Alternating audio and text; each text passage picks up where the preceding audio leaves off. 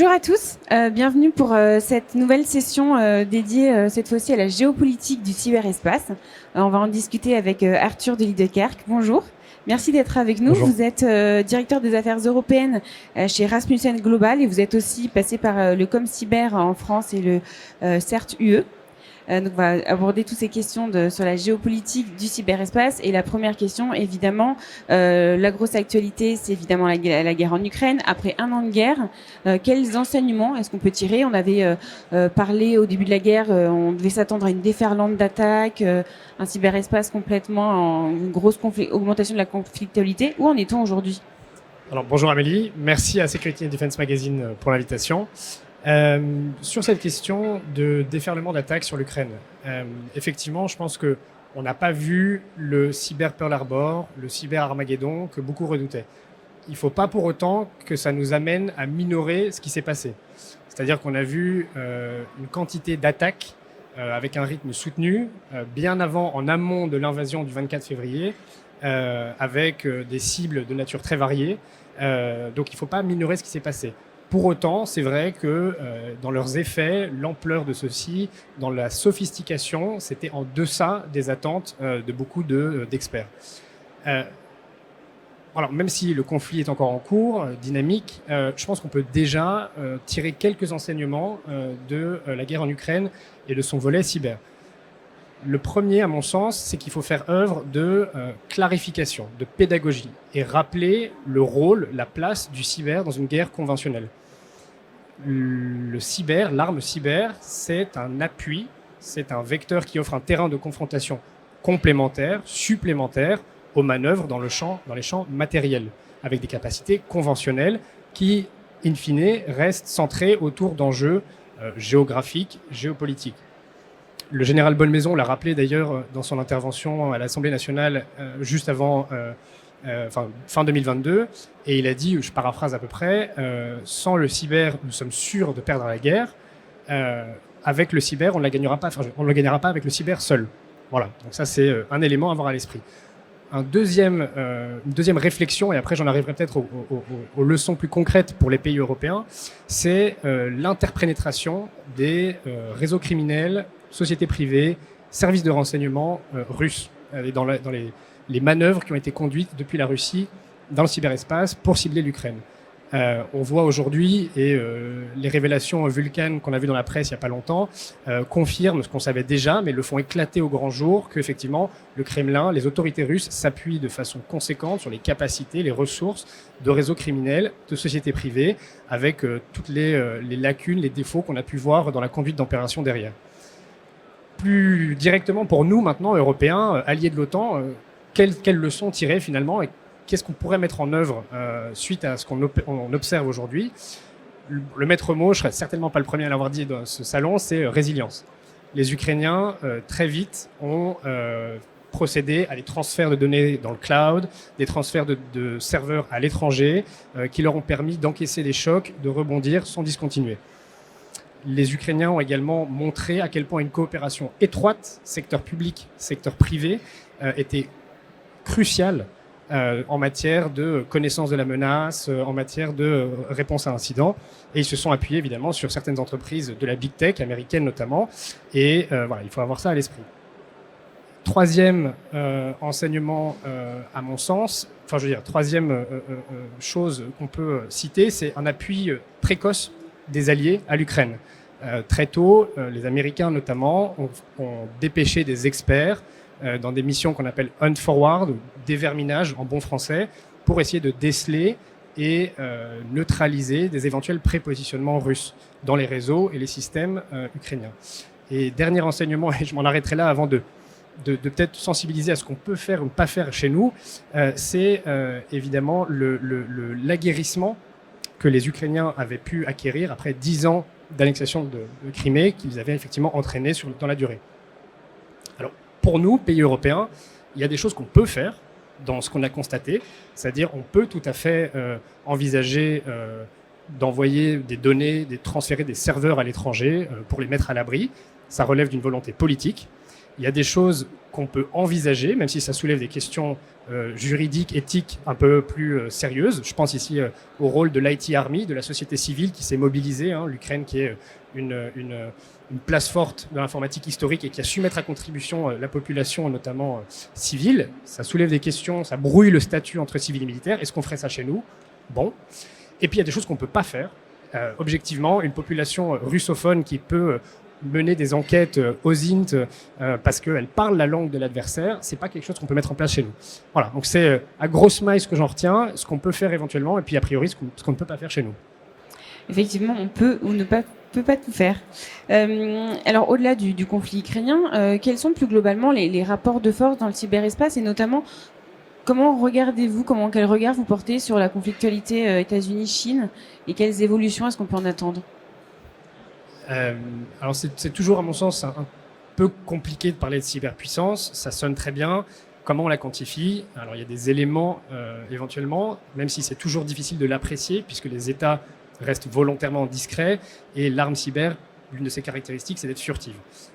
Mais bon, toujours est-il que effectivement, les doctrines que les États mettent en avant, les ressources qui sont allouées à ce domaine, un tissu académique très dynamique, une BITD, innovante, c'est des éléments qui permettent d'apprécier la cyberpuissance. On a évidemment en tête les États-Unis, la Chine, d'autres pays d'ailleurs plus petits, mais qui s'affranchissent relativement bien de leur taille modeste, Israël, l'Estonie, et d'autres, les usual suspects, la Russie. Voilà.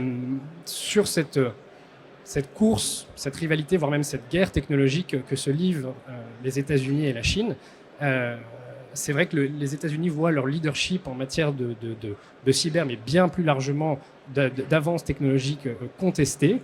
Leur leadership qui a été pendant tout un temps hégémonique et de plus en plus abîmé, mis à rude épreuve.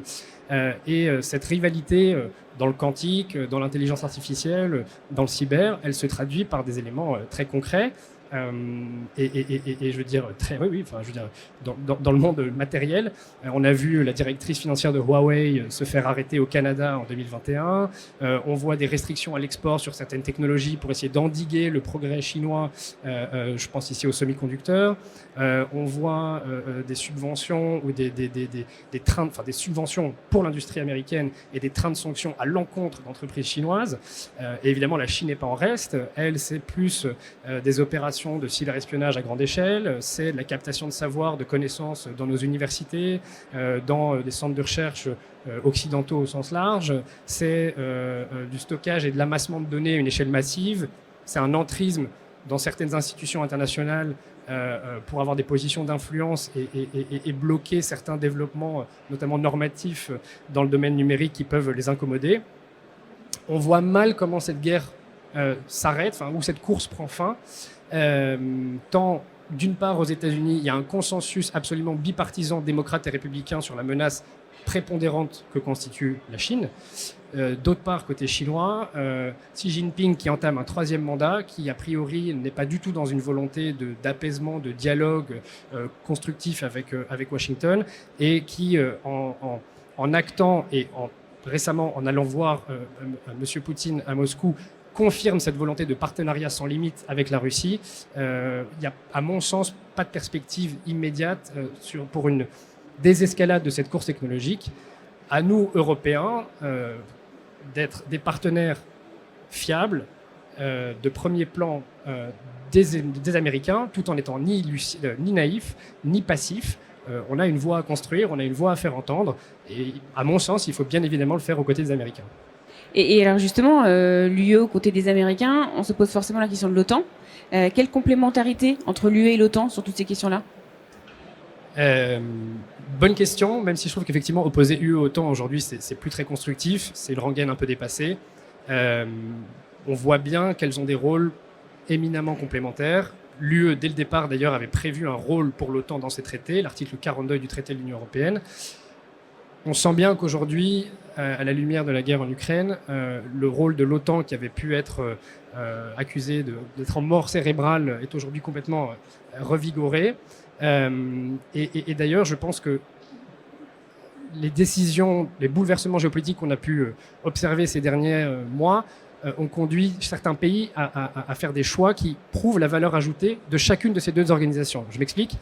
Le Danemark, qui était membre de l'OTAN, mais qui n'avait pas rejoint le volet de politique de défense européenne en 1993 à la faveur d'un opt-out, d'une exception, a fait le choix de revenir sur cette décision en juin 2022 et a décidé de rejoindre le pilier de défense européen, enfin la politique de défense européenne. Et des pays qui étaient membres de l'Union européenne, mais pas de l'OTAN, la Finlande et la Suède, ont fait le choix exactement inverse de rejoindre l'OTAN. Donc c'est qu'il y a une valeur ajoutée aux deux organisations. Dans le cyberespace, en matière de cyberdéfense, on le voit très bien. Il y a une coopération de longue date qui s'est structurée à partir de, entre autres, mais vraiment structurée à partir de 2016, déclaration conjointe de Varsovie avec toute une série d'actions. Il y a des exercices, tant au plan technique sur le volet stratégique. Il y a un échange de données, d'informations entre l'équipe de réponse à incidents OTAN qui s'appelle NSERC et le CERTUE dont j'étais anciennement membre. Il y a une volonté politique de continuer à avancer sur ces dossiers. La déclaration conjointe à Bruxelles en 2023 qui met notamment sur pied une task force UE-OTAN pour la protection d'infrastructures critiques. Donc voilà, je pense qu'il y a tout à fait un rôle pour ces deux organisations. Dernier point, il y a même, je dirais, au-delà d'une complémentarité, parfois même un effet d'entraînement vertueux. L'Union européenne avait mis sur pied, dans le cadre de la politique PESCO, un projet de CRRT, Cyber Rapid Response Teams, qui ont été activés lors des premiers jours de la guerre en Ukraine. L'OTAN s'en est aujourd'hui inspiré pour proposer des équipes de réponse à incidents remote, à distance. Voilà. Et à l'inverse, le centre d'excellence otanien, le centre d'excellence cyber-otanien qui est à Tallinn en 2008, a fait réfléchir l'Union européenne à un mécanisme ou une entité qui pourrait faire de même. Et aujourd'hui, un centre de compétences qui se monte à Bucarest pour l'Union européenne. Voilà, je pense que les deux peuvent irriguer, se compléter et s'entraîner vers le haut. Et on voit qu'il y a avoir un alignement sur les stratégies, sur les envies de travailler ensemble, et puis de plus en plus des outils, des dispositifs, des forums en fait qui permettent de travailler ensemble. Peut-être pour terminer, quelles sont les grandes tendances qu'on peut peut-être imaginer pour cette année en matière de géopolitique du cyberespace? Alors sur ce qui est je vais parler de ce que je connais, donc principalement de la Russie. Je pense qu'on doit être il ne faut pas se leurrer dans un faux sens de confort, de sécurité, parce qu'on n'a pas atteint ce cyber Pearl Harbor. On a affaire à une puissance russe qui a de réelles capacités, de réelles ressources, acculée peut-être sur le terrain physique, qui va peut-être être même d'ailleurs mise à mal par une contre-offensive ukrainienne. On pourrait être en mesure de s'attendre à une répercussion dans le cyberespace pour appuyer ses efforts sur le terrain. Voilà, donc moi je resterai très vigilant par rapport à ça. On va essayer de rester vigilant également. Merci beaucoup d'avoir partagé ces idées avec nous. Et puis on essaie de se tenir au courant de l'actualité de la prochaine année pour voir où tout ça nous amène. Merci beaucoup Arthur. Avec plaisir, merci beaucoup.